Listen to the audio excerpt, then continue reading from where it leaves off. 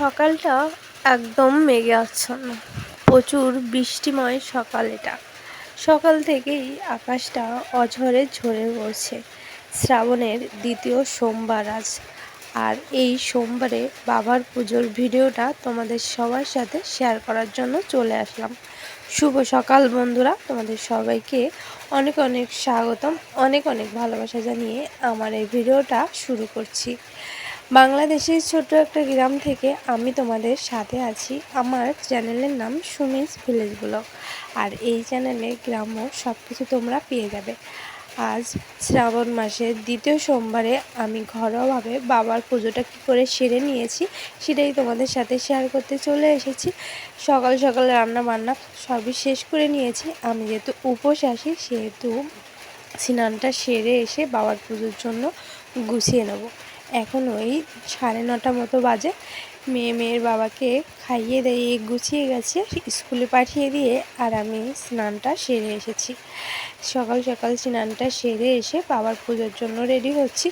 যেহেতু ঘরে আমার শিব ঠাকুর আছে, বাবার ভোলানাথের মূর্তি আছে, সেখানে কিন্তু পূজাটা করে নেব। আসলে আমাদের এদিকে মন্দিরে যেয়ে সেভাবে তো পুজোটা করা হয় না। আমরা তো ঘরেই সব পুজো নিজেরাই করে থাকি। নিজেরা যেভাবে পারি বাবাকে ডেকে থাকি, সেভাবেই কিন্তু বাবার পুজোটা সেরে নেব। সেজন্য কিন্তু আগে সিঁদুরটা পরে নিচ্ছি। যে কোনো পুজোর আগে নিজেকে ভালো করে পরিপাটি করে সিঁদুর পরে তারপরেই পুজোর কাজে যেতে হয়। এটা আমাদের এই বাড়ি থেকেই এই নিয়মটা জেনে নিয়েছিলাম। সেজন্য সিঁদুর পরতে চলে এসেছি। আর সিঁদুর পরার আগে কখনো মাথা না রেখে, মাথায় কাপড় না দিয়ে সিঁদুর পরা উচিত নয়। তোমরা যারা সিঁদুর পরো বন্ধুরা, তোমরা কিন্তু কখনো মাথা খোলা রেখে সিঁদুর পরবে না। মাথাটা ঢেকে তারপরে কিন্তু সিঁদুরটা পরে নিতে হয়, তা না হলে স্বামীর নাকি অমঙ্গল হয়। আর সিঁদুর পরার পরই শাখায় সিঁদুর দিয়ে ভগবানের কাছে শাখায় সিঁদুরে প্রার্থনা, মানে স্বামীর উদ্দেশ্যে প্রার্থনাটা সেরে নিতে হয়। সেটাই করে নিলাম। প্রত্যেক দিনের মতো এভাবেই কিন্তু আমি সিঁদুরটা পরে থাকি। আমার যখন প্রথম বিয়ে হয়েছিল তখনই কিন্তু আমার ননদ আমাকে এভাবে শিখিয়ে দিয়েছিল। আর সেখান থেকে কিন্তু এখনও পর্যন্ত এটাই করি। আর আমরা তো সবসময় সিঁদুর পরে থাকি। তারপরে দেখো বাবার পুজোর জন্য কিন্তু চলে এসেছি। বাবার পুজোর যেসব জিনিসপত্র সেগুলো তোমাদের সাথে শেয়ার করে নিই। এখানে কিন্তু আমি গোটা মুগ ডাল আর আতপ চাল নিয়ে নিয়েছি, সাদা ফুল নিয়ে নিয়েছি। যেহেতু বাইরে প্রচুর বৃষ্টি হচ্ছে সেজন্য বাবার জন্য ধুতরা ফুল আর আকন্দ ফুল আনতে পারলাম না। আমাদের বাড়ি থেকে কিছুটা দূরে একটা চার পার হয়ে ওপারে যেয়ে তারপরে পাওয়া যেত, কিন্তু বৃষ্টির জন্য আর না যেতে পারলাম না। সেজন্য বাবার প্রিয় বেলের পাতা, কাঁচা দুধ, আর কাঁচা দুধের মধ্যে কিন্তু একটু গঙ্গা জলটাও দিয়ে নিচ্ছি। আর এদিকে বাবার তো সাদা ফুল পছন্দ, সেজন্য সাদা ফুলে নিয়ে এসেছি। আর যে ফুলগুলো বাবার পুজোয় লাগে সেগুলো না আমি আনতে পারলাম না, সেজন্য বাবার কাছে ক্ষমা চেয়ে নিয়েছি। এই সবগুলো দিয়েই বাবার পুজোটা সেরে নেব। আর বাবার পুজোটা করার জন্য বাবার মূর্তিটা বের করে নিয়েছি। আর এখানে কিন্তু বাবাকে প্রত্যেক দিন স্নান করানোর জন্য কিন্তু বাবার এই গার ওই যে কালো যে রঙটা থাকে সেই আবরণটা সেটা কিন্তু উঠে গিয়েছে। তবুও এটা আমার অনেক জাগ্রত এবং আমার অনেক ছোটোবেলা থেকে পুজো করি সেই মূর্তিটা কিন্তু এটা। সেজন্য এই মূর্তিটা আমি এভাবেই রেখে দিয়েছি। আর ওদিকে বেলপাতাটা কিন্তু চন্দন লাগিয়ে নেওয়ার জন্য চন্দন পাতায় রেখে দিলাম। আর এদিকে বাবাকে কিন্তু প্রথমে ঘি দিয়ে স্নান করে নেব। ওং নমঃ শিবায়, ওং নমঃ শিবায়, ওং নমঃ শিবায়। বাবাকে পুজো করার সময় কিন্তু ওং নমঃ শিবায়, ওং নমঃ শিবায় বলে আমি বাবাকে জল দিয়ে নিয়েছিলাম। আর বাবাকে ঘি দিয়ে বাবার মন্ত্র পড়ে বাবাকে স্নান সেরে নিয়েছিলাম। আর এই ঘি দিয়ে বাবাকে ভালো করে স্নান করিয়ে নিয়েছি।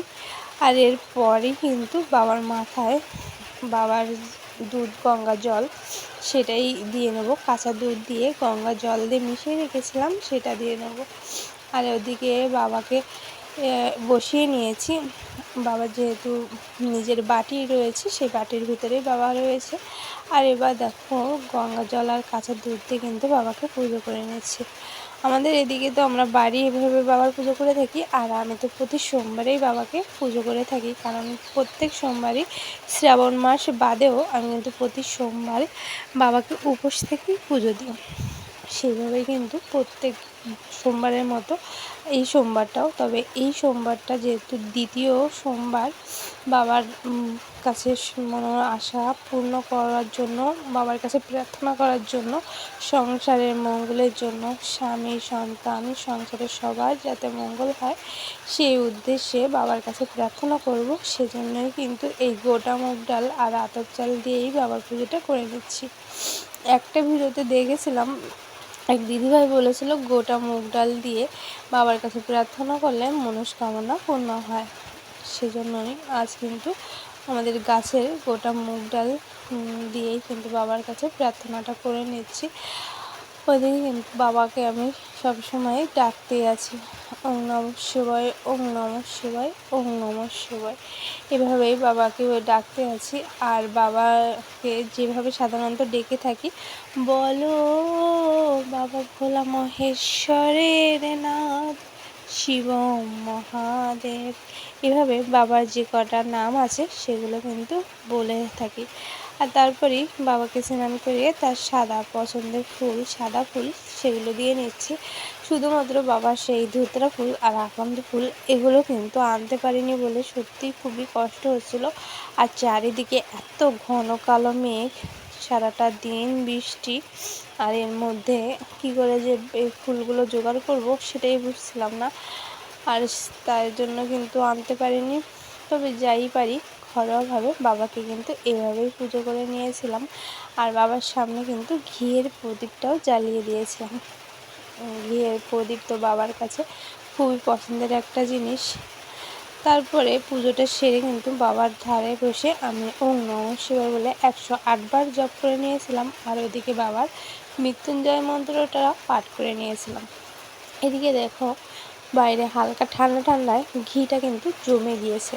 আর সেই জমানো ঘিটা প্রদীপের চারিপাশে দিয়ে প্রদীপের মাঝখানে কিন্তু সলতেটা বসিয়ে দিয়েছিলাম। আর সেখানে আগুন জ্বালিয়ে দিয়েছি।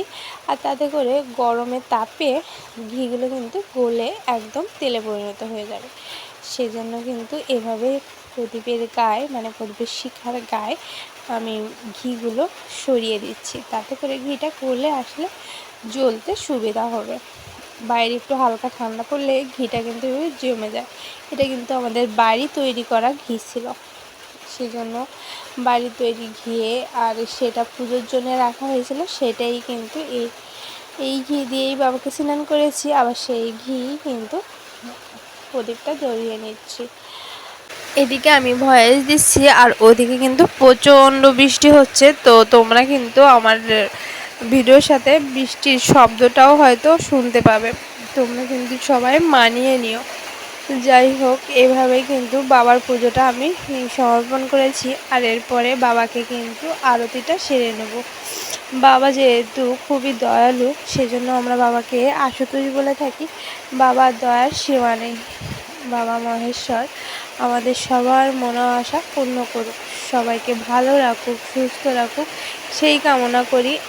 আমরা এই শ্রাবণের সোমবারে, দ্বিতীয় সোমবারে বাবার কাছে প্রাণ খুলে বাবার কাছে নিবেদন করে নিয়েছিলাম সব কিছু। এদিকে দেখো বাবাকে কিন্তু আমি গোটা ফল নিবেদন করেছি, আর সেটা বাবার কাছেই রেখে দিয়েছি। ওদিকে কিন্তু আমি বাবার আরতিটা সেরে নিচ্ছি। তারপরে ওং নমঃ শিবায় 108 বার জপ করে নেব, আর মৃত্যুঞ্জয় মন্ত্রটা পাঠ করে নেব, বাবার ব্রত কথাটা পড়ে নেব। মোটমাট আজ এই সোমবারে বাবাকে সব কিছু দিয়েই বাবার পুজোটা করে নিলাম। এইভাবেই কিন্তু বাড়ির সোমবারের পুজোটা করে নিই। তবে আজ শ্রাবণের দ্বিতীয় সোমবার, সেহেতু একটু অন্যরকম।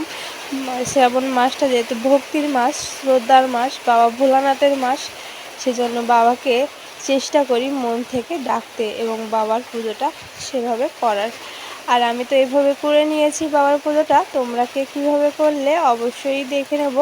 তাহলে তোমরা সবাই ভালো থাকো, সুস্থ থাকো এই কামনা করি। পরবর্তী ভিডিওর সাথে থেকো।